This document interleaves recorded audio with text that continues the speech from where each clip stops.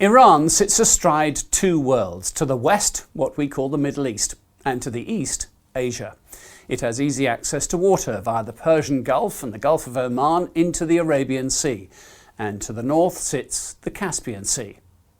Like much of the Middle East, Iran's recent history is dominated by oil. A British company, the Anglo-Persian Oil Company, was founded in 1908, following the discovery of a large oil field in Major Soleimani in Iran.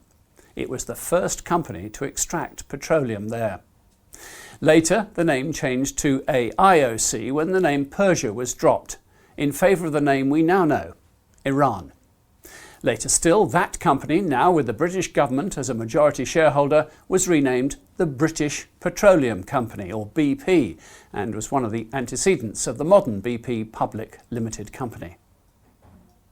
Iran's population is about 82 million strong. Islam is the religion of 99.4% of Iranians. And most Iranian Muslims are Shia. Only 10% are Sunni. Successive Iranian leaders have encouraged contacts with other Shia groups around the region. You could call them contacts, or militia groups, or terror groups, depending on your perspective. And they exist in Lebanon, in Iraq and Yemen, to name but three. The assassinated Iranian General Qasem Soleimani took this liaison role between these groups to new heights of effectiveness. Iran has used its wealth and military hardware buying power to arm these proxy groups, often in open conflict with Sunni opposition in various territories around the Middle East. And this is what led him, leading various groups, into battle alongside Western coalition fighting Islamic State or Daesh.